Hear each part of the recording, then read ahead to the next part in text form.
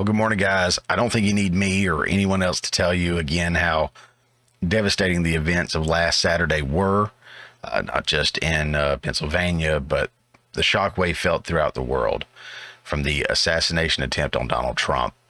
What I want to do before I get into the show, the main show here, is I do want to go through this article real quick and just speak briefly about those other than Trump, the gentleman who lost his life, other ones that were injured, and just want to pay respect and homage to these folks before we dive into it. We are going to speak about the story a little bit, but before I do that, I just want to make mention here and show respect to these folks. So if you will join me as we check this out and blow that up a little bit.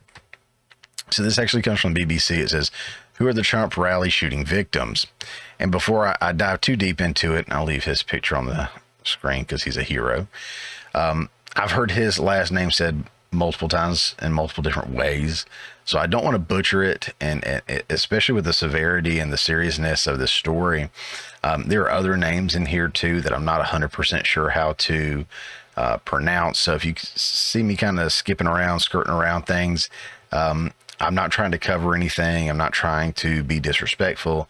In fact, it's quite the opposite. I'm trying to be respectful and not mispronounce a name or be disrespectful to anyone. So bear with me as we go through this. I'm going to do the best I can. Again, from BBC. An attempt to assassinate former U.S. President Donald Trump at a rally in Pennsylvania has left one bystander dead and two seriously injured. Trump suffered an upper ear injury, but was otherwise unharmed, later telling reporters that if he had moved his head slightly, he would have been hit in the head. Three other men who were attending the rally on the 13th of July were not so lucky. Here's what we know about them. Again, that is his name. I know it is Corey. I don't know if it's comparatori or comparator. Again, I've heard it said a couple different ways. I don't know if anyone's 100% on that. To me, it's comparatory, but I will refer to him as Mr. Corey out of respect. The 50-year-old volunteer fire chief died while trying to protect his family during the attempted assassination, diving onto them to shield them from the bullets. Corey died a hero, Pennsylvania Governor Josh Shapiro said at a news conference following the shooting, adding that Mr. Corey went to church every Sunday and loved his community. Most especially, Corey loved his family, said Mr. Shapiro. Mr. Corey's daughter, Allison, later wrote on social media about how her father had thrown her and her mother to the ground and shielded my body from the bullet that came at us. He truly loved us enough to take a real bullet for us, and I want nothing more than to cry on him and tell him thank you. Allison described her father as the best dad a girl could ever ask for, and said he could talk to and make friends with anyone. This feels like a terrible nightmare, but we know it is our painful reality, his sister Dawn wrote on Facebook. He was said to be an avid Trump supporter and have been excited to attend the Pennsylvania rally, where he was later killed.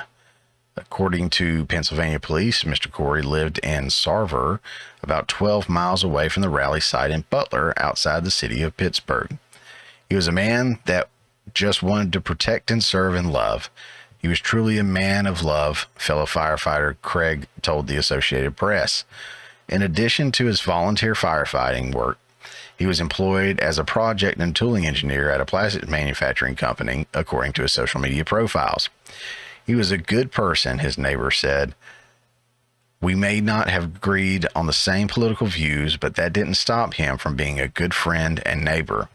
He donated money to us when I was in the hospital, and he would always come by at our yard sales. He always waved hello when I drove past his house. David Dutch.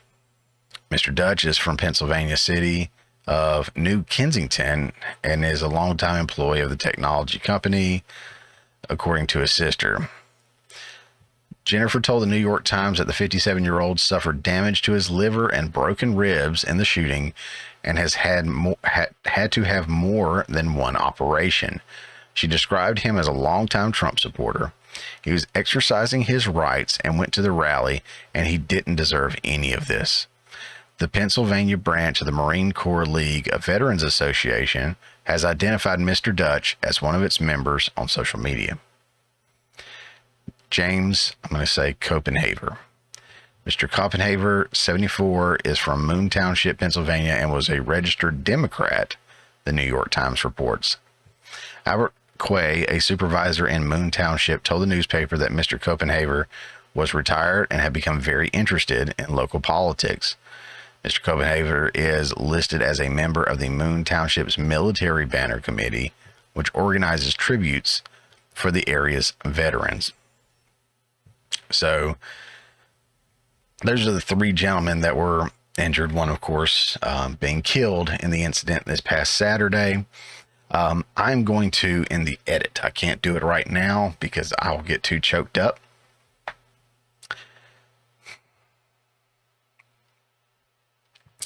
But I will put a picture right up here, if it's not already there, of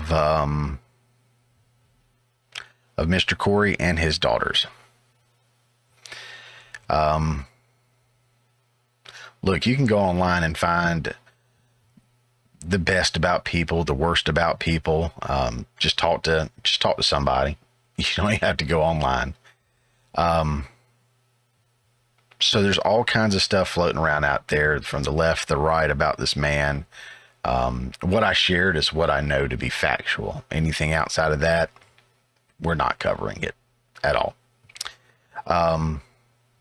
Mr. Corey was a selfless human being. I would say he's probably crazy because he was a firefighter. I have a handful of friends that are firefighters, and that is a special breed. Okay? To run into a burning building takes a special person. And when I say crazy, I mean crazy out of love, crazy out of respect.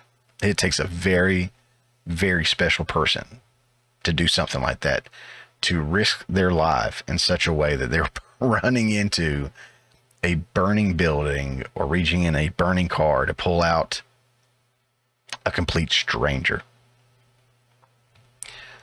He was a firefighter, and from what this says, a volunteer firefighter. He was a husband, a father. He put his family first and did what any husband or father is supposed to do. Our job is to protect our family at all costs, even if that means sacrificing yourself, which he did. Again, I don't know much more about him, but I know he did something I hope I would have the natural instinct to do if I were ever put in that position.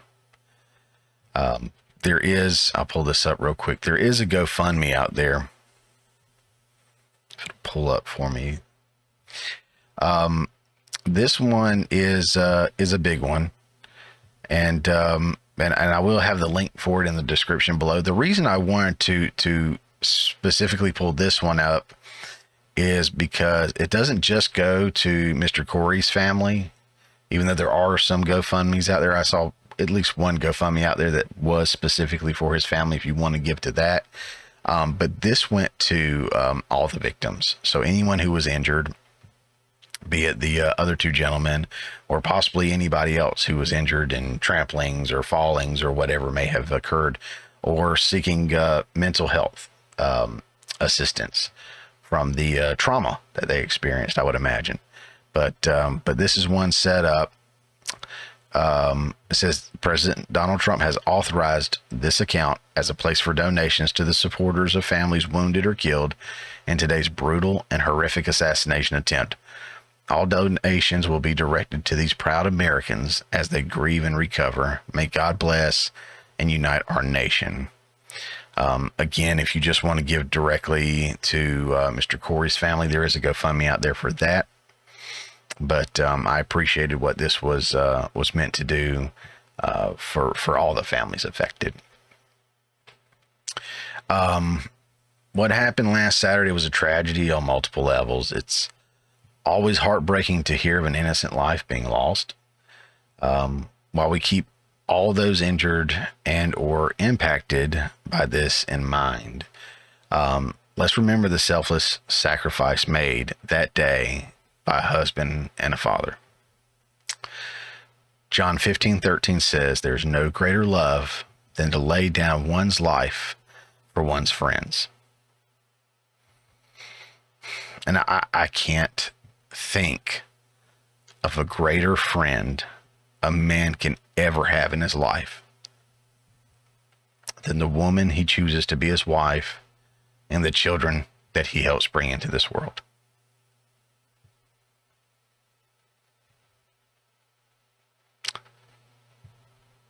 Keep that in mind. Let's start the show.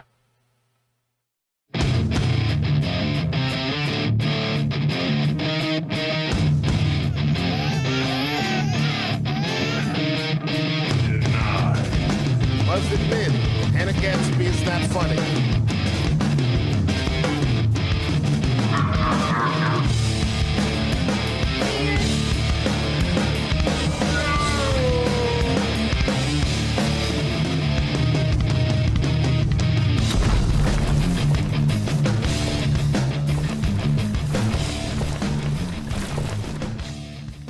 All right, guys, welcome to the Morning Mayhem. It's your boy Chris coming with another episode. This week, I'm excited to be back. Last week was just some turmoil. I've been doing more interviews and more stuff, and getting kind of pulled in different directions and whatnot. So I did crank out some more reactions. Hope you guys have been enjoying those. And but you know, what a way to start the show, right? I mean, obviously, this is something I wish I never have to do. I wish I could always jump in with excitement and energy and fun and, you know, be a little silly and interact with you guys. But, you know, just, I feel like maybe that hasn't been enough of a focus to, respect and honor, not only the fallen, but the other ones injured as well. So, definitely want to carry that in your hearts as we continue to process the events that unfolded. And again, I'll get into it a little bit later on. Not in such depth, but we'll talk more about that. We'll talk more about that. So yeah, hopefully again, it's not something I have to do that often, starting the show like that. But you know, in the world we live in today, there's no telling. So ideally, in a perfect world scenario, we start off funny and lively and good times there. Let's see. Yeah, so we're definitely going to talk about the assassination attempt against Trump, but by taking a look at the root cause, or what I believe to be the root cause of the actual events. I won't be breaking down any footage. I won't be doing any conspiracy theory stuff. Won't be making assumptions about what was or what wasn't or what could have been or any of that kind of thing. And you know, I just want to get to the core of it and kind of break down what I think the root of the evil of this is that inspired it, so to speak, and then we can have dialogue about that. Before we get into the rest of the rundown, I do want to give a big welcome to all the new subscribers and followers, man. So again, I did take last week and just kind of release some reactions and stuff. I didn't do a full show. So if you are new here, welcome aboard. I am so grateful to have you. There are so many of you now. I don't know where you all came from. I actually do. There's a few specific reactions that seem to draw a lot of people in, a huge fan base. And I did release a video a couple of weeks ago for those of you that are watching the reactions to know what you're getting into by watching this channel. You know, I don't think I'm that controversial, but I don't want to mislead anybody and make you think that you're just coming into a reactions channel. This is the main show. The reactions are just for fun, a way for us to have community with each other and fellowship, so to speak. But this is the show. The Morning Mayhem is, it's the main thing. So if it's not your cup of tea, that's cool. Stay subscribed, watch the reactions if you want to, or if you just can't handle it and you want to drop that subscription, you know what? I'm not going to hold any grudges or bad feelings against you. You got to do what you got to do. And that's kind of the overall feeling and message of this show, I hope, is that everyone is welcomed and everyone has the freedom to choose and do what they want to do with their lives. That being said, I do want to welcome everybody to the mayhem. And since we last spoke, we hit our first goal on Rumble, which was 50 followers. I kind of said that it seems often that Rumble runs around 10% of YouTube for a lot of creators. And 500 was the big one I wanted to get to in YouTube to kind of start setting some things in motion. And, I was going to say it in a minute, but we got to that one too. Another one. We got over 500 subscribers on YouTube, so thank you to all you guys. But we did hit the 50 followers on Rumble. And I did say that once I did that, I would do my first live stream on Rumble. So thank you to the Rumblers out there. It's a wonderful free speech platform. If you're not familiar with it, links are in the description below, but it is this little guy right here. That's what the icon looks like. But Rumble, free speech platform, they are absolutely fantastic. I know just because I'm saying their name, especially saying it multiple times, this video probably won't get the reach it normally does on YouTube, but you know what? That's okay. So to you Rumblers, thank you guys again so much for tuning in, following, and hanging out. So YouTube, we did surpass 500 subscribers on YouTube, which is really huge for me because I remember being at 25 not that long ago. So you guys have really showed up and showed out on that. So I did say when I hit 500, I would be putting together a live stream on YouTube as well. So I do intend on doing individual live streams for both, just to kind of celebrate the milestones on each one individually. And, depending on how that goes, I may start live streaming a little bit more on both platforms, or even both of them, and Twitter or X, all three of them, simulcasting to all three or so at the same time. We'll see how that goes. I'm a little nervous about the live stream stuff still. I've got a couple of interviews that I've done, a couple of interviews that are coming up on my channel that are pre-recorded, and we have a really good time. And I've been on some live streams, and they can be very, very interesting. I still get nervous. I don't want to mess somebody else's show up. So maybe it won't be so bad if I mess my own up. Who knows? But with everyone jumping on board, I did realize something as I was kind of reevaluating things. I realized that we are building the community, be it the reactions, the Morning Mayhem itself. I've been trying to put some community note stuff out there to kind of interact with folks from time to time whenever there's not going to be a regular show, or I'm going to be streaming with somebody else or something like that. And I do enjoy the community that we're building. So whether you're here from the Morning Mayhem, Mayhem Reacts, or you're here because I've networked with your favorite streamer and you've come in, because of that, you're all part of the community. This is the community. So with that said, I've updated all my social media tags, ats, whatevers, to @my morning mayhem, because it's not Chris's Morning Mayhem. It's not even just the Morning Mayhem. It's something you all have adopted and invested in, and I want you to feel included. So if you want to look us up on any of these social media sites down here or anywhere else that may exist now or in the future, just look for My Morning Mayhem, or @My Morning Mayhem, depending on how those are done. And give us a follow, give us a like, all that good fun stuff. And welcome to the family, and do appreciate each and every one of you. All right, so for today's rundown, as previously mentioned, we will talk about what I believe is the root cause for the evil and divisiveness we've seen from the events this past Saturday.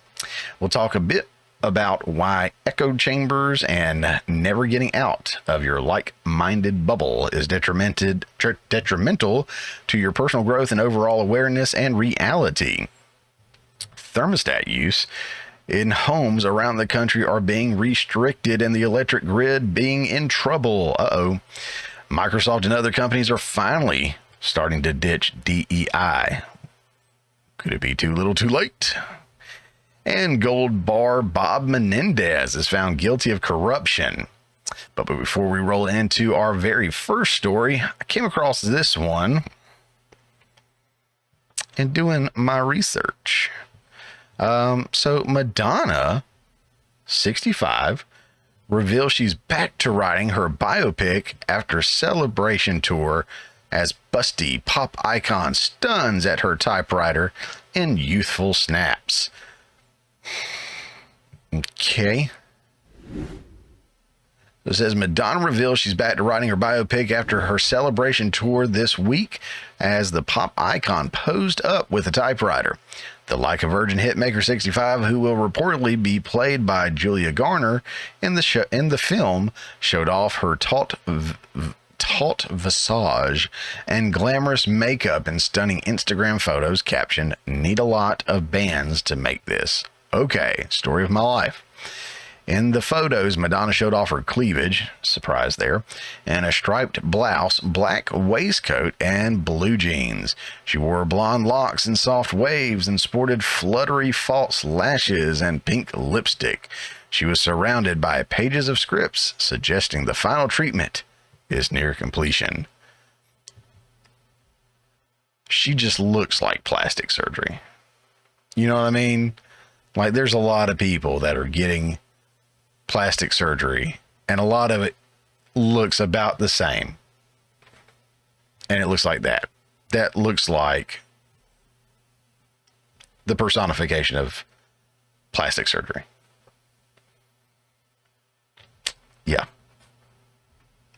But guys, I do want to say the Morning Mayhem was able to get an exclusive copy of the first draft of the biopic. I'm going to share that with you now, here live on the Morning Mayhem. For those of you at home listening, in the car, wherever you may be, it says My Biopic by Madonna.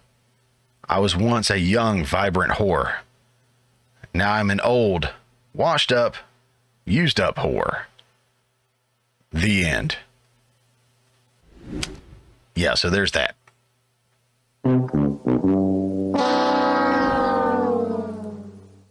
On to the first story. All right. Yeah, so I just kind of ran across that as I was pulling this one up, and I had to see it. You had to see it. Try to have a little fun with it. Whatever. All right. So this one is about Bob Menendez. Bob Menendez was found guilty of bribery and massive corruption plot. This is a senator out of Jersey, and got a great soundbite I'm going to play in a little bit that I just love it. I love it. And a buddy of mine actually got to interview the person that provided the soundbite. So that's pretty cool. So we'll read a little bit of this, not a whole lot. We'll look at some of the pictures because those are incredibly interesting. But yeah, there you go.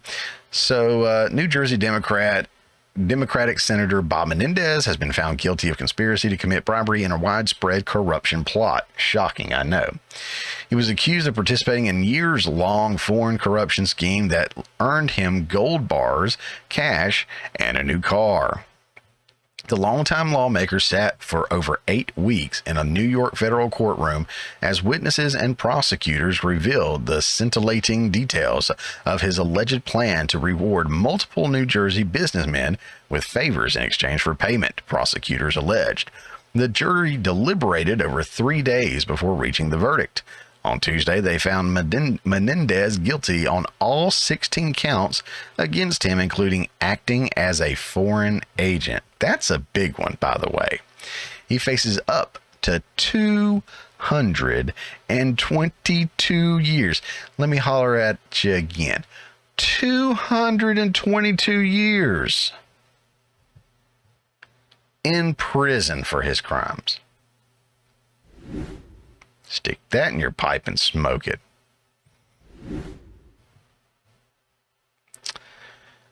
Menendez used his high-profile position as the former Senate Foreign Relations Committee chairman to help one man negotiate a contract with Egyptian officials, prosecutors explained at trial. And he used his influence as the New Jersey's senior senator to, I think that's supposed to be, squash a state investigation into another accomplice's state insurance fraud case, prosecutors said. Menendez's defense, meanwhile, argued the Democrat had a fear of going without, and his Cuban heritage is as the reason he stored gold and hundreds of thousands of dollars in cash at his home. The New Jersey Democrat and his wife had been under investigation for allegedly accepting bribes of cash, gold bars, and a luxury car over the last 5 years to carry out favors for 3 businessmen who all are also charged in the case. In June 2022, the FBI raided the senator's home, uncovering the fruits of his corruption or corrupt labors. They claimed the 13 gold bars, nearly $500,000 in cash, and the convertible Mercedes-Benz found during the search were all bribery payments to Menendez and his wife Nadine. So we're just going to scroll through and look at some pictures here. So, yeah, she's a little younger than he is, and she was probably a gift. Don't cancel me. All right. There you go. What is it? Oh, Swiss Bank Corporation. There's some gold right there, right? Okay. Don't care. Don't care. A little bit of money going on right there. So because he's got a Cuban background, he didn't want to go without, so he kept all that cash laying around and gold bars laying around and took all the bribes and everything, I guess. Reminds me of, who is it? Fannie Willis in Atlanta, who just happened to like keep all that cash because she's black, and that's what they said, it's a black thing, holding on to all that cash. And maybe it is. I haven't asked anybody else, but you know, keeping tens of thousands of dollars in cash on a regular basis instead of in a savings account, banking account, checking account, some kind of account or investment is a little odd to me, especially for someone who's supposed to be very savvy, because you know, it loses value over time. So you'd think you'd want to put it in somewhere where it's going to maintain or gain value. Not financial advice, but just common sense, in my opinion. Let's see. Money. And not sure what this picture is supposed to show, but not a glamorous bedroom, in my opinion. Goldbar Menendez for sure. Holla holla. It's all about the Benjamins, baby.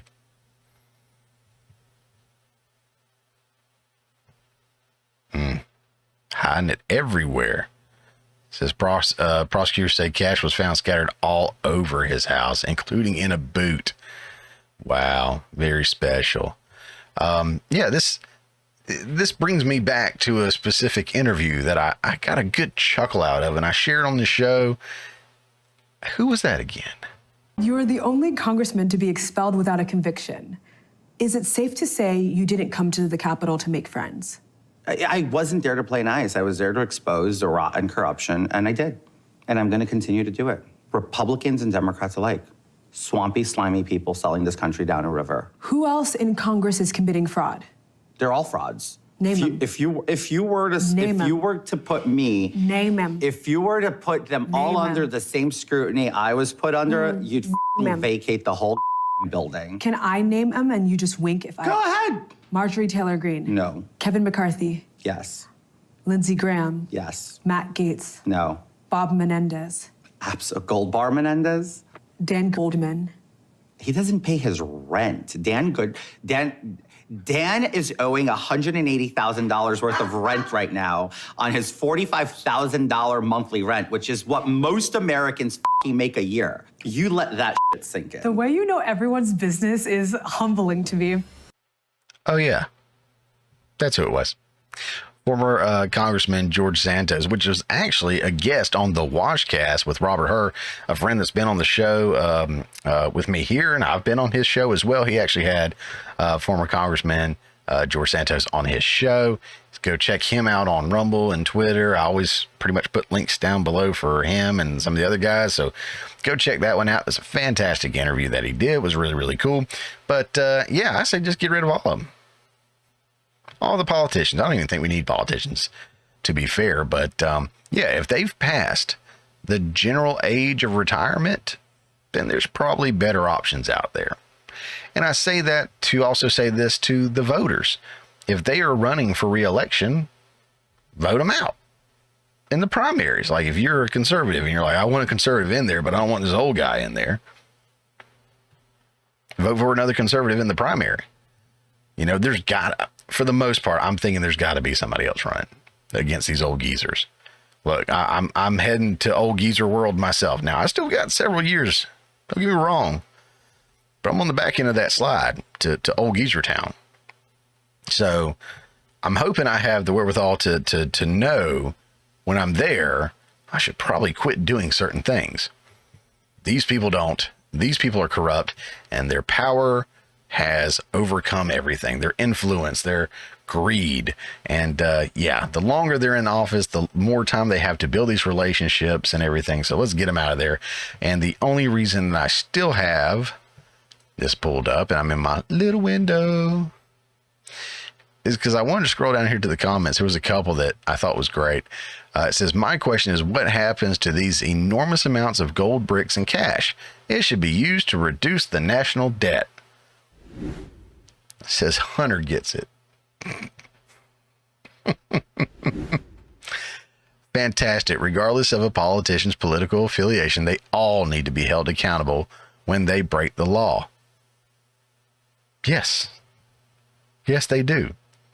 And if Trump had broken the law, and when he has broken the law, which is a lot fewer and far between than the media will lead you to believe, mainstream media, but we'll get into those sons of later. But it doesn't matter what your title is, who you are, where you're from, who your mom and dad are.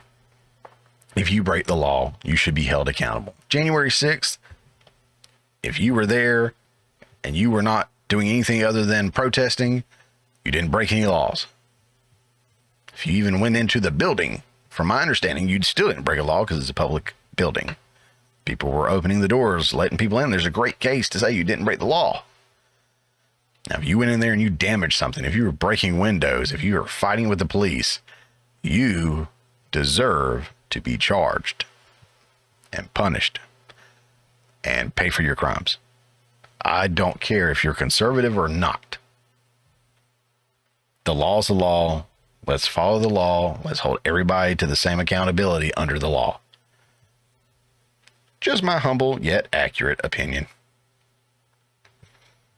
Moving on to the next story here. This is an exciting one that we've got for you folks. Who controls your AC? So we turn to the New York Post. It says New Yorkers told to limit energy use for second week during extreme heat. It's BS, they say. Hey, we know that guy. To avoid burning up, officials are recommending folks power down. With scorching temperatures hitting the Big Apple this week, City Hall urged New Yorkers to avoid using large appliances and to turn air conditioners to a sweltering 78 degrees.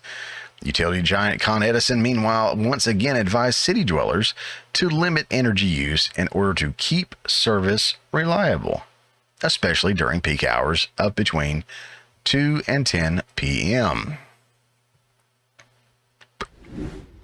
Do what you gotta do, stay cool, girl. The recommendations quickly came under fire Tuesday when the mercury reached nearly 100 degrees and felt more like 110 degrees. That right there just always kills me.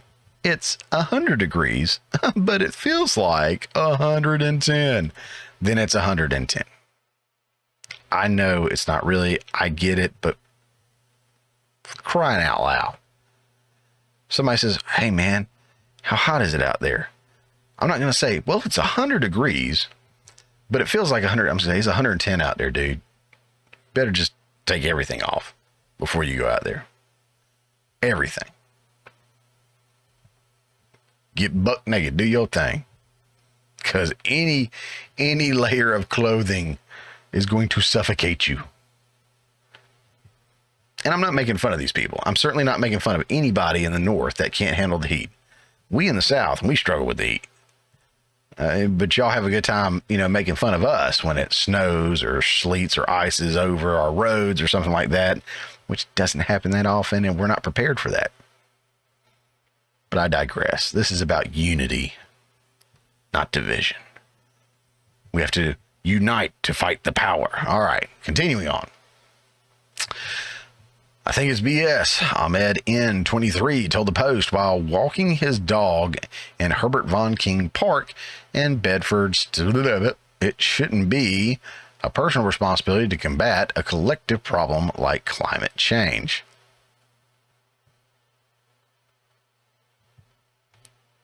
There's so much wrong with that statement, but I won't dive into that right now.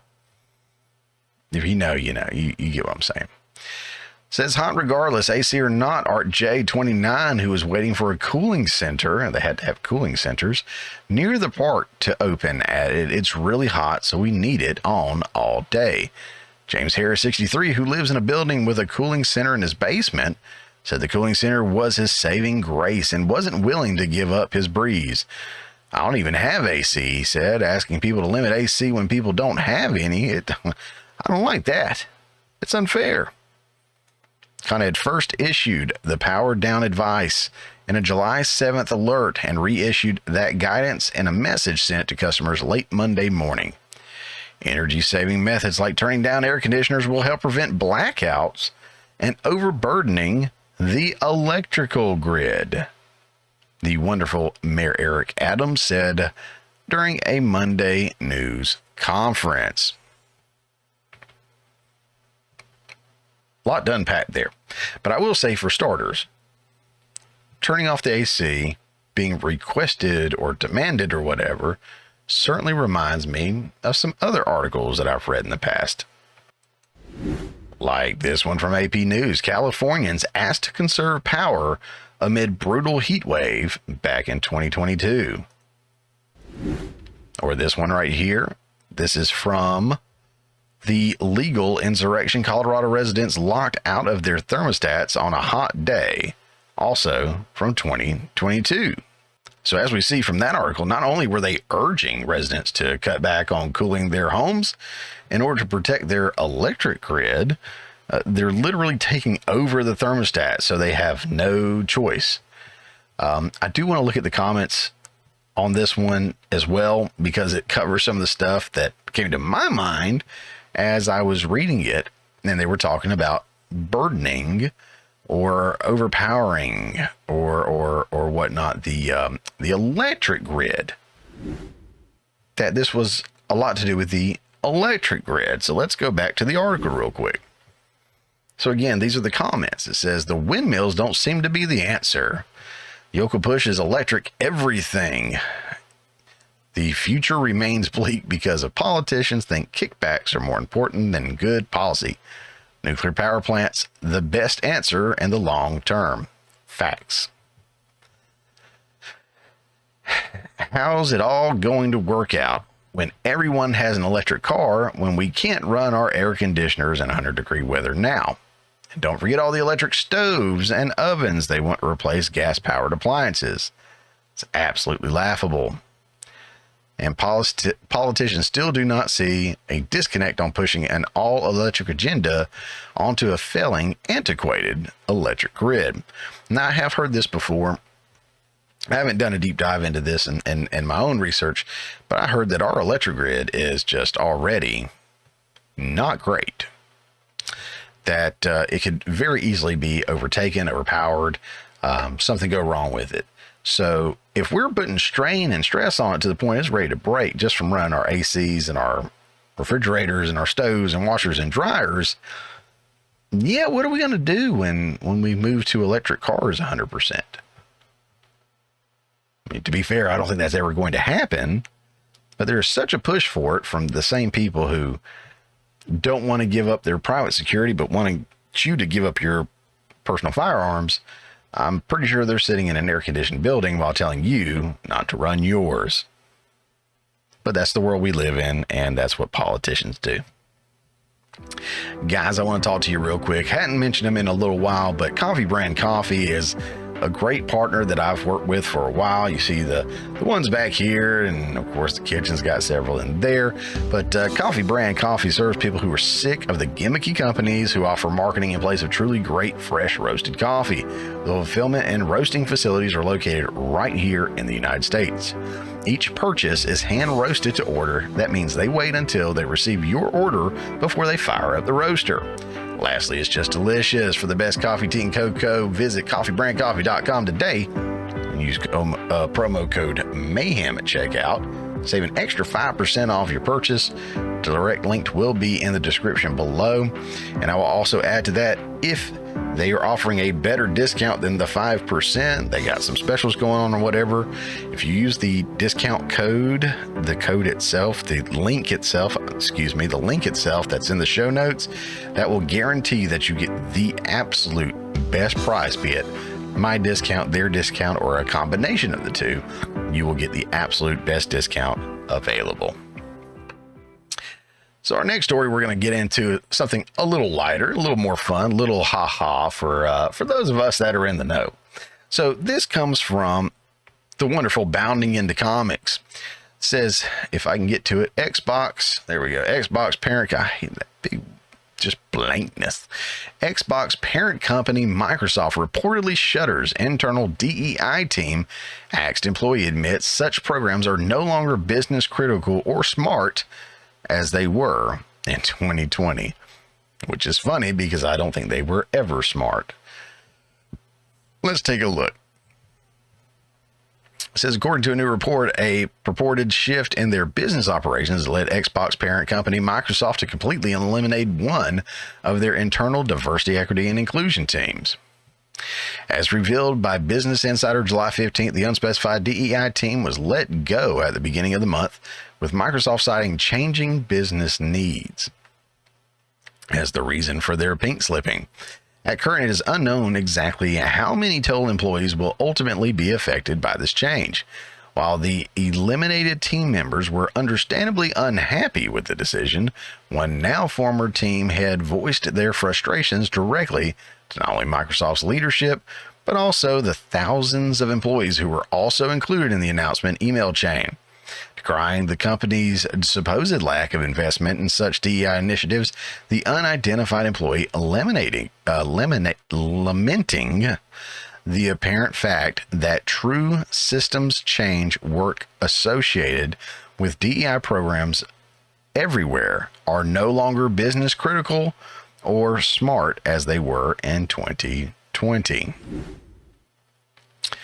However, despite the closure of this particular team, Microsoft says they're still committed to fostering diversity and inclusion within their ranks. In a statement provided to Business Insider, Microsoft spokesperson Jeff Jones asserted our D&I commitments remain unchanged. Our focus on diversity and inclusion is unwavering, and we are holding firm on our expectations, prioritizing accountability, and continuing to focus on this work. That's funny that they have the E dropped out and he didn't mention equity, diversity, equity, and inclusion, just diversity and inclusion. As noted by the economic news outlet, Microsoft is but the latest US-based tech giant to reverse course on their previously established DEI programs. Throughout 2023, both Google and Facebook began reducing their DEI investments, both internally and externally, cutting their own programs and even ending contracts with third-party consultancy agencies. Dear Lord. Public school right here, guys. In February 2024, video meeting app Zoom completely axed its internal DEI division in favor of engaging with all of our employees in service of creating a more welcoming and inclusive work environment. And though the elimination of this particular DEI team represents a seeming positive turn in the company's operations, after all, identity politics only served to sow further division, it should be noted that their elimination represents yet another massive staffing shakeup for Microsoft. As previously reported in 2024 alone, Microsoft has already undertaken 2 rounds of video game-related layoffs. In January 2024, out of deference to shrinking deference to shrinking profit projections for the coming year, Microsoft axed a rough total of 1,900 positions across their Activision, Blizzard, Xbox, and ZeniMax studios. Then in May, the company shuttered the Bethesda subsidiary studios, Arcane Studios, and Tango Gameworks, the pair best known for the respective developments of Redfall and Hi-Fi Rush.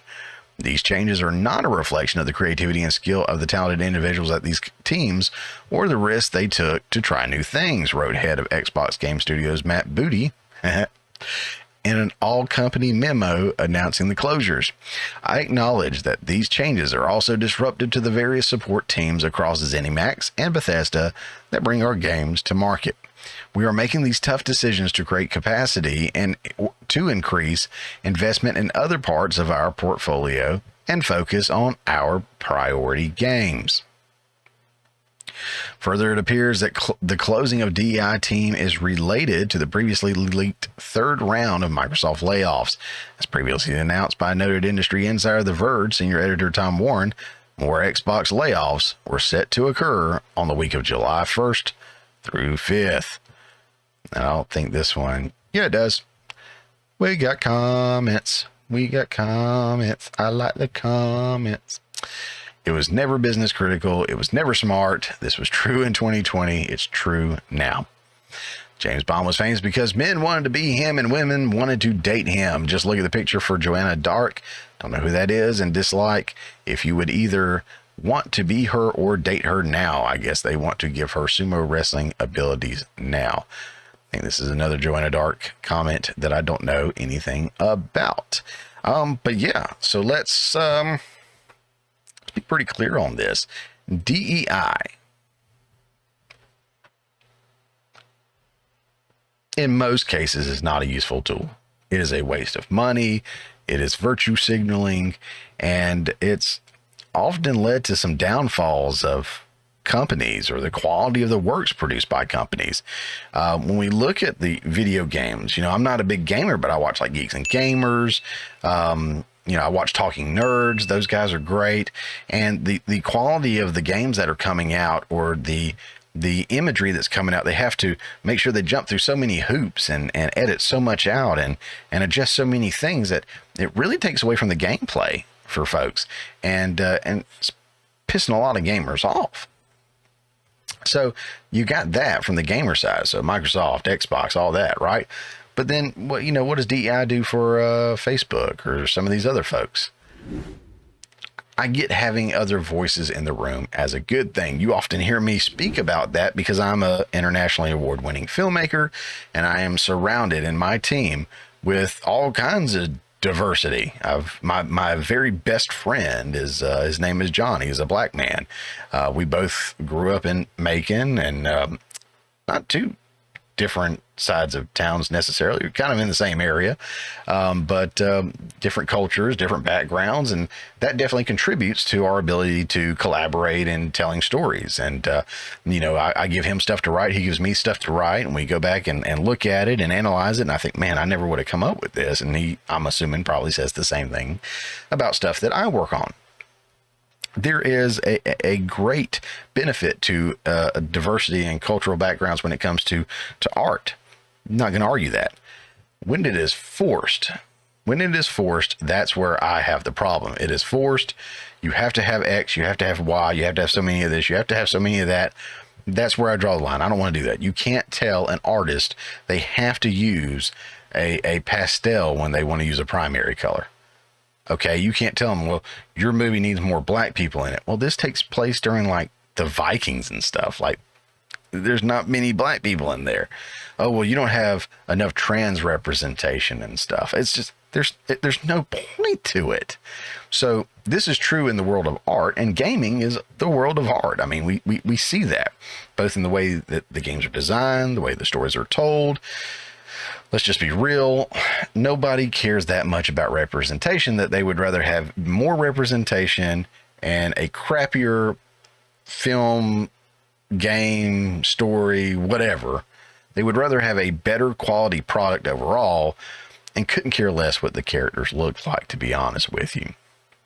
That is My humble yet accurate opinion on DEI, I think for the most part, it is a major waste of money. It is used for virtue signaling and basically saying, I am better than you. My company has XYZ. Look at me. Look at me. Ashley, look at me. All right. So I want to move on to something else that I've kind of talked about it before, especially in pushing against the mainstream media and emphasizing smaller creators that are out on the interwebs as great sources for information and content. And I think what happens is a lot of people enjoy creating and living inside their little like-minded bubbles. You know, we call those echo chambers when everybody that you're surrounded with has the same ideology that you do. And, you know, everyone's either, you know, if you're a liberal, you're only hanging out with liberals. You only hear liberal perspectives of things. If you're a conservative, you're only hanging out with conservatives. You're only listening to conservative perspectives of things. You know, we see that on Twitter. You can kind of customize that on who you follow. Other platforms are probably the same. I'm still kind of venturing out and learning some of these platforms, including Twitter, X, which I am on. I mentioned earlier at My Morning Mayhem. Give me a follow. But it's easy to do, but it's extremely harmful, right? It's harmful for our overall comprehension and grasp on reality when you think about it. Let's see, I had some notes here I was going to kind of hit real quick.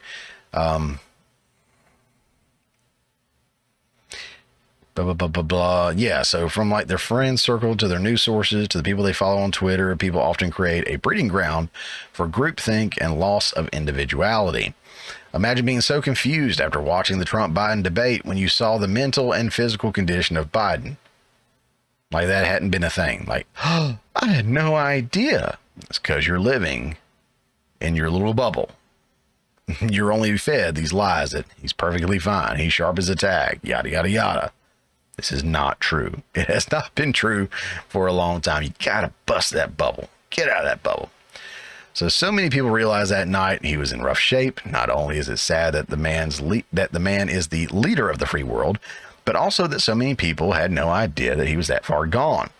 They listened to and believed the liberal mainstream media as they came to his defense over and over again. They believed it when celebrities and other politicians said they met with Biden and he was sharp as ever. Then the debate happened and eyes were finally opened and the media couldn't run away from it anymore. I think it was 51 million people or something like that watched it. Now we have to acknowledge what we've been hiding this entire time. Sadly, many feel like this is a new revelation while plenty of us have been talking about this for years. I've seen something like this pop up plenty of times before, but I'm going to pull this one up because it's the most recent that I have seen. Talk about being in a bubble. Talk about not really seeing reality for what it is and just assuming the worst in the other side, right? So this one comes from somebody who I don't know who it is, don't really care. Links to everything, by the way, are in the show notes below. You can go check out this person, their post. They may be somebody I agree with. They may be someone I disagree with. I don't know, but this is the post. It says, Mitch McConnell froze on camera. He literally couldn't speak and had to be led away from the podium by the GOP. Who asked McConnell to step down? No one. Enough asking Joe Biden to step down. Agree? Well, my friend, you are in your echo chamber. You didn't hear anybody or see anybody ask McConnell to step down because the people you follow and you surround yourself with didn't do it. If you were to go outside of your comfort zone a little bit, you might have been shocked to what you found. Imagine being so removed from reality that you didn't hear the pleas of thousands of people demanding, begging, or urging McConnell to step down. Let's not forget Dianne Feinstein, who was wheeled into Congress, asked where she's been, and then she says she hasn't gone anywhere, even though she missed like 3 months for recovering from an illness. If you don't know what I'm talking about, check this out. Now to this, there are questions surrounding Senator Dianne Feinstein. After her brief exchange yesterday with reporters on the Hill, the Democrat recently returned after an extended absence from Capitol Hill, recovering from shingles.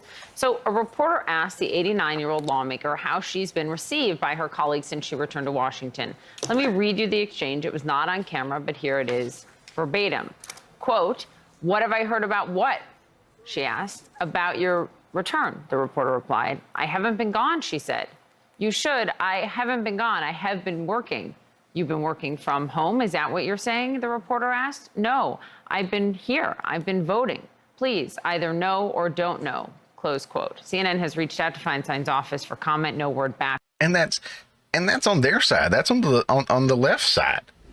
And I guarantee you there are way more Republican voters that knew about that or her ailments, her situations, than Democrats did. Why can I say that so confidently? Because I don't have an echo chamber. Now, I kind of do. Don't get me wrong. A lot of the people I follow are more conservatives than Democrats, but I follow Democrats. I follow liberals. I follow libertarians. I make it a point to often on this channel, I will use left-wing media, center media, if there's such a thing of balanced. There's not really. But I'll use a mix of media sources to help prove my points, because I want to try to show that I'm more balanced than they are, because there's a little truth over here, a little truth over there. Let's try to fall somewhere in the middle, right? Which is where most Americans are, I think. But you've got enough over here and enough over there that the line's just getting pulled in both directions, right? Before I go on, let's take a look at her again. Dianne Feinstein. Does she look well? 89 years old. Does she look fit for office right there? Keep in mind, 4 months later, she died. They're doing the same thing with some of these other politicians, and Biden is no different. Biden is not exempt. And I will point out in the conversation that she had, that the lady, the journalist was reading, she kind of sounded snippy. Either know or don't know. I've been here. No attitude on that old lady, huh? Think about Biden when Biden gets called out for his lack of mental acuity. He gets angry. He starts yelling. He starts insulting.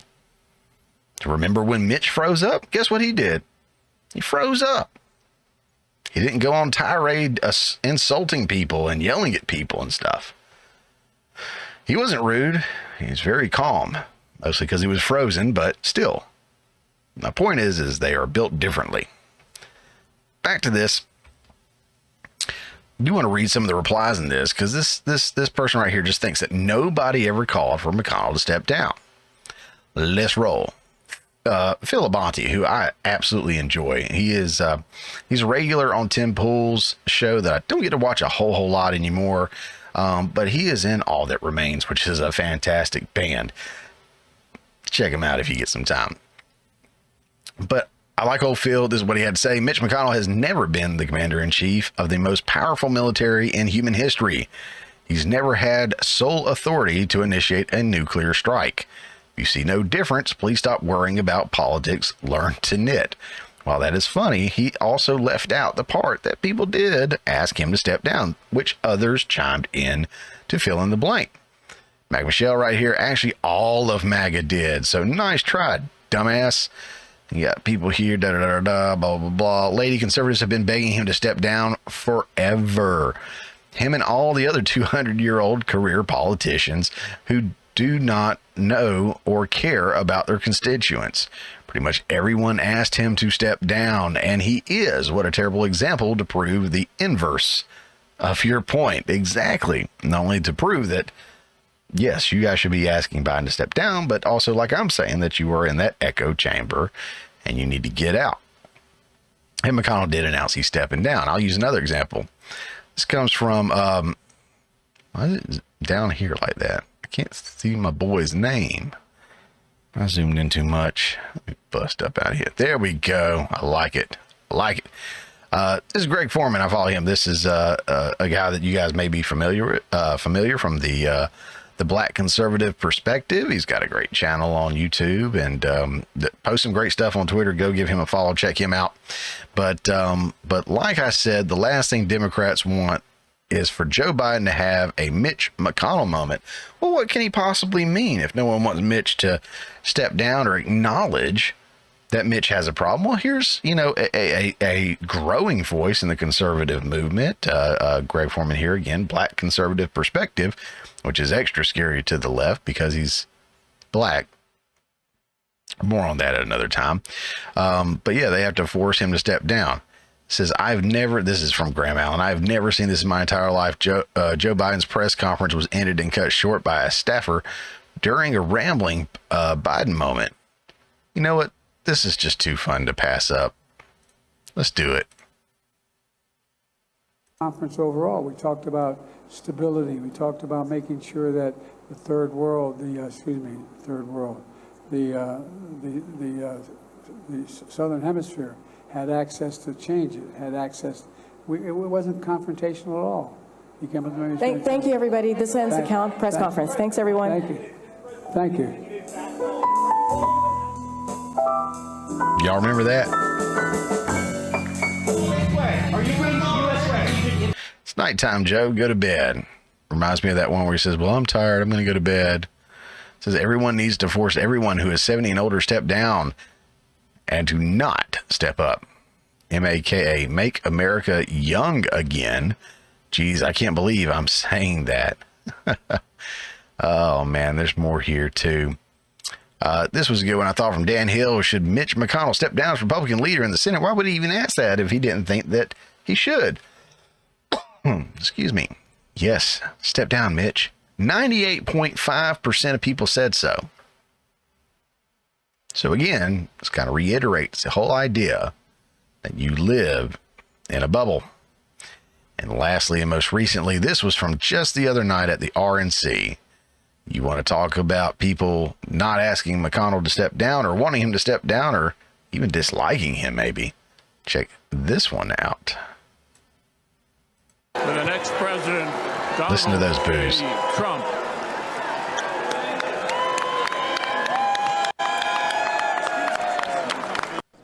Oh, here it is.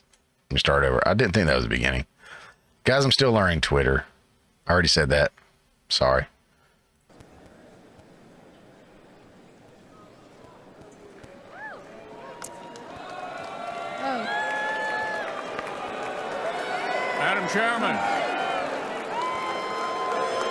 Madam Chairman, the Commonwealth of Kentucky proudly cast 46 votes for the next president, Donald J. Trump.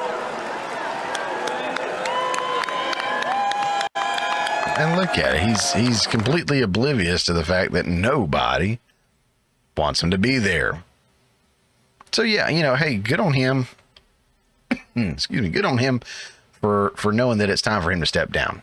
That's good. It's a good move. Good call. But yeah, we've called for that. That's just one example, but that's just a clear one to debunk. But we've got to get out of these echo chambers, these social bubbles that we put ourselves into. We have to reach across the ideological aisle.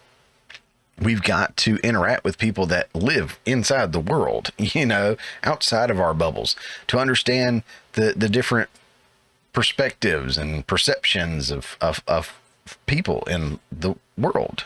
I mean, how ridiculous is it to have just one single mindset and to only run in a pack of other people who have that same mindset? So in wrapping up the segment, I do urge Democrat, Republican alike, get out of your comfort zone, listen to a news source or group of people who you would normally avoid, and do so with an eagerness to learn something you don't know. You may very well be surprised in how much you're unaware of because of the echo chamber you've created. Our last segment is going to be a reflection on last Saturday, to a degree. Like I said, I'm not going to do a super huge deep dive here, but I have to talk about it. I didn't have my regular show last week, and even if I did, that would have come out one day prior to the assassination attempt. I do also want to make note too. I mentioned at the very opening, Mr. Corey and the others that were Mr. Corey who was killed, and the others that were injured at the assassination attempt up in Pennsylvania. I do want to make mention too that a friend of the show, and I actually mentioned him earlier without saying this, but Robert Herr of the Washcast was actually there at the rally when it happened, and he was shaken up by it. No question. You know, it was a terrifying event. Hopefully a once in a lifetime event that he will never have to get through again. Despite the caliber of the gun used or the power or who all was around, it still is enough to rattle your cage. So I still pray for Robert and his recovery. He seems to be good. He's been on a couple of podcasts. He just had a show the other night with the Native Patriot, which was really cool. But I know stuff like that sticks with people, and it can linger. So I hope he continues to recover, even in his silence, if he's not outwardly talking about it that much. But him and anyone else that was there, I definitely want to recognize them as well. But yeah, so here we are. Before I dive into this segment, I do want to give not a trigger warning necessarily, but a warning nonetheless. To those watching. Look, I censor myself quite a bit to appeal to a larger audience. Not because I want to avoid YouTube censorship or demonetization or anything like that. I just do it because, I want it to be fairly family friendly. If you have it on, your kid walks in the room or something like that, I don't want you to be ashamed or embarrassed or anything.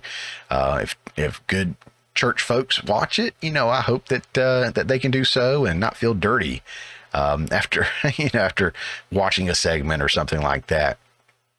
Rarely have I ever used any profanity on my show, and I censor most, if not all, profanity on my show, and whether it be from clips or interviews or anything else on my show, I try to keep it family friendly for the most part.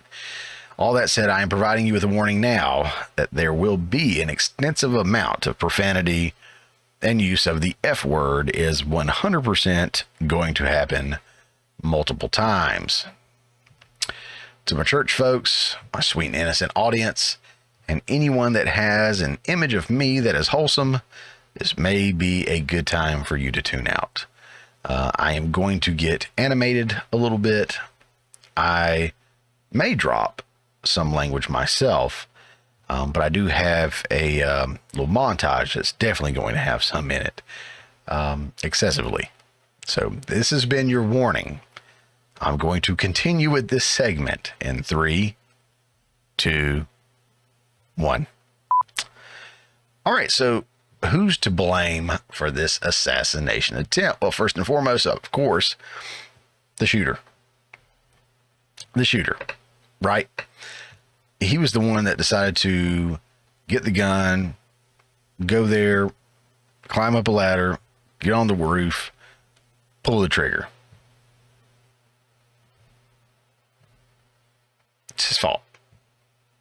But I don't think you can stop there, right? It's obviously his fault. First and foremost, you have to acknowledge that. Working backwards, let's look at that. So first and foremost, it's the shooter's fault, who I'm not even going to dignify by saying his name. I'm just not. In doing what he did, he wounded others and killed Mr. Corey, I spoke about earlier. We did mention him at the beginning of the show. So he was out there doing his thing. The next crop of folks that you could blame for how it went down is the Secret Service and other local law enforcement, if you feel so inclined to do so. Whether some people believe it may have been an inside job. Some people think that they just did a poor job in their job of protecting the president, securing the premises, perimeter, and everything. Just, there's so many different things you can point out there, so many different points of failure. Hindsight's always 20/20. I try not to, play that game that much, because being in the moment is a lot different than looking back at the moment like we are now. And while it is good to do that and find faults for future protections and situations if needed, it is a little unfair to say, you know, this should have happened this way or this should have happened that way. But I do think there was some failure there in various ways. So yeah, maybe they're to blame as well. But what were the contributing factors that led to that day? Was it Trump himself, or could it have been the mainstream media's heavy push to demonize him and his supporters over the years? I know there are others out there, but here's a great montage from, I think it's called Grabien, who I highly recommend following on X if you don't already. I've watched montages by them on Mark Dice's show and in other places, and they just do a fantastic job. So I've started following them on X. So go check them out. A link will be in the description down below, so you can go give them a follow. But here's a great example. It is a few minutes, but it's totally worth it because I have to kind of justify and build my case a little bit here. So here's a montage of the evils of the left-wing liberal mainstream media. What would a second Donald Trump term look like? Well, he cannot be the next president because if he is... You can't imagine the things that he's going to do. Mexico, Canada. We can't go to Canada because eventually Canada will become annexed to America. And shoot visitors to the White House. Yeah, that means he can shoot the First Lady. We're going to see violence, the likes of which we didn't even see on January 6th. Make it illegal to run against him, to throw his opponents in jail, to shut down the media. He will make himself into the Fuhrer, and he will make everybody raise their hand and salute him. Using martial law against the American people. Terminate the Constitution. Rewrite the Constitution. Create mass internment camps. Throw everyone into Gitmo. Might be sent to jail, or their rights might be suppressed, especially minority groups in society. You might have any number of things happen to you and your family. Every one of us, our freedom, our liberty, none of us is safe. It's going to have people around him executing against an enemy's list. Assassinate generals. Ordering troops to attack American citizens. Trump's very well-armed and extremist base will try to kill people. He's going to basically burn the house down. He will unravel the institutions of our democracy. Draw similarities between Mussolini and Hitler. Adolf Hitler and Benito Mussolini. Makes Donald Trump even more dangerous. Wants to take away your vote. Senate and the House are immediately going to be paralyzed. People will begin in their minds to censor themselves. They might say, well, maybe I shouldn't say this. This is the end of democracy. I think that could be the end of our democracy. But democracy is dead if Trump is reelected. Cozy up to Putin that democracy will be at risk. The absolute destruction of the Justice Department as we know it. The Justice Department could be entirely transformed. I am really concerned about that. Every person who was associated with the attempted coup elevated in the administration. If he's reelected, he will curb transgender rights. The end of the rule of law. Arrest political opponents. To persecute, not prosecute, but persecute his enemies. Take a wrecking ball to the rule of law. He's going to make the law. Everyone else will have to follow. A vote for Donald Trump may mean the last election that you ever get to vote in. To go after the independent and free parts of American civic life. He would tear down our institutions. Purge the government of employees. Department by department effort to weaponize the powers of the government. To use the military to quash protests. Ridding the government of all democratic safeguards. Junking American democracy as we have always known it. That he would try to stay in office beyond a second term. That he would never leave office. There's no question. Trump is reelected, he won't leave. Donald Trump will never leave office voluntarily. And what that means is that everybody who wants us to remain a republic has to put every other thing aside and work together urgently right now to stop that from happening. From the morning mayhem and so many Trump supporters and general supporters of this nation, I want to give a really big fuck you to every single one of you in that montage. You knew what you were doing. You knew what you were breeding. And I think every one of you contributed to what we saw this past Saturday. You have and continue to contribute to the downfall of this great nation. And that wasn't even close to everything that could have been included. I mean, I know it was a few minutes long, but we could be here all night playing clips like that. How about print media? Are they excluded? Should they be excluded? Nope. I saw this one earlier and felt like it was worth pointing out as well. I'd say the liberal media has done everything they could to paint Trump a villain, just shy of actually calling him Hitler. But I'd be wrong, because they've literally called him that for years. It's the liberal mainstream media. Whether it be news outlets, late night shows, TV programs, or celebrities that have corrupted the minds and souls of so many Americans for years. Trump has just been the latest and greatest victim of their aggression and hatred. That shooter appeared to be someone that may have had a more impressionable mind than most. In a live stream with our good friend, Third Railify, Sean pointed out that the shooter had the look of that of someone with autism or another mental impairment. Coming from a guy with 4 autistic sons, I think he knows a thing or two about that look and their ability to be easily influenced and manipulated.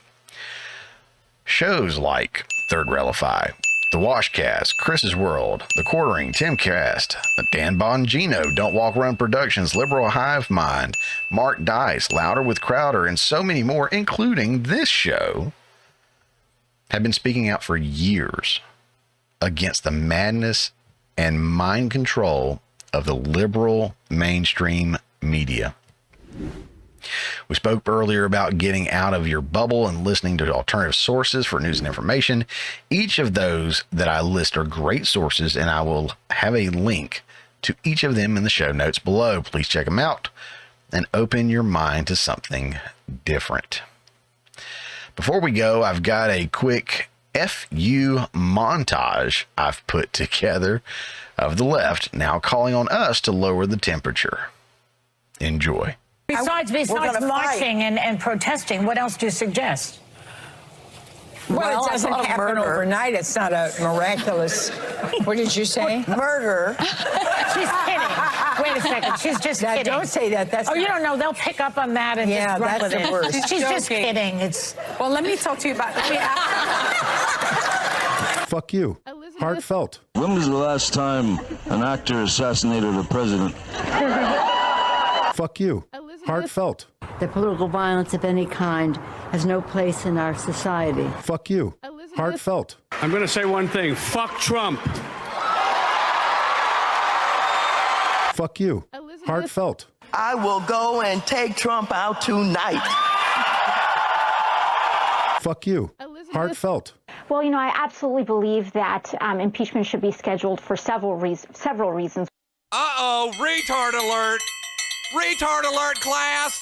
Our main priority is to ensure the removal of Donald Trump as president of the United States. Every minute and every hour that he is in office represents a clear and present danger, not just to the United States Congress, but frankly to the country. But in addition to removal, we're also talking about complete barring of the president, or rather of Donald Trump, from running for office ever again. Fuck you. Heartfelt. I want to speak to you tonight about the need for us to lower the temperature in our politics. And to remember, while we may disagree, we are not enemies. We're neighbors, we're friends, co-workers, citizens, and most importantly, we're our fellow Americans. Donald Trump and the MAGA Republicans represent an extremism that threatens the very foundations of our republic. The political record in this country has gotten very heated. It's time to cool it down. We all have a responsibility to do that. History tells us that blind loyalty to a single leader and a willingness to engage in political violence is fatal to democracy. Here in America, everyone must be treated with dignity and respect, and hate must have no safe harbor. Here in America, we We need to get out of our silos, where we only listen to those with whom we agree, where misinformation is rampant, where foreign actors fan the flames of our division to shape the outcomes consistent with their interests, not ours. Let's remember, here in America, while unity is the most elusive of goals right now, nothing is more important for us now than standing together. We can do this. Press always asks me, don't I wish I were debating him? No, I wish we were in high school. I could take him behind the gym. That's what I wish. Fuck you for bringing this up right here and right now. I tell you what, guys, we used to have a morning show that played here locally that had what they called an FU line. Essentially, it was a telephone line that you could call and leave a voicemail with leaving a big FU to whoever you wanted to, and they would just play that randomly sometimes throughout the week. So their listeners could call in and give a big FU to their boss, the president, the mainstream media, their ex-wife, hell, even the morning show itself, right? So I cordially invite you into the comment section below of this video to drop a big FU to whoever you want, even if it's me. That's fine. That's cool. Just get it off your chest. You'll feel better. As for me, I'll get it started. I want to give a big FU to liberal mainstream media. You have made this world a less informed and much more dangerous place because of your lies and deceitfulness and your overall evil. So there's that. Guys, that's the show. I'm so glad to be back and doing a full show. I know this one was lengthy, but there was a lot to cover. Again, I don't want to go into too much depth of certain things because we don't have all the facts yet, and I don't want to speculate and spend a lot of time on that.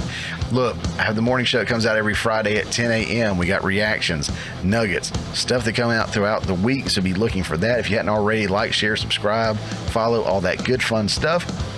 Don't forget to check out all the links that are in the show notes below to the other channels I mentioned, to the sources that I've used, all that great fun stuff. And guys, I appreciate you being here. Please share the word with somebody if you think it's worth it. And like I said, if you stuck around this long, I hope you've enjoyed and learned something from today's show. Guys, we'll see you on the next one. I saw a commercial on late night TV. It said, forget everything you know about slipcovers. So I did. And it was a load off my mind. Then the commercial tried to sell slipcovers, but I didn't know what the hell they were.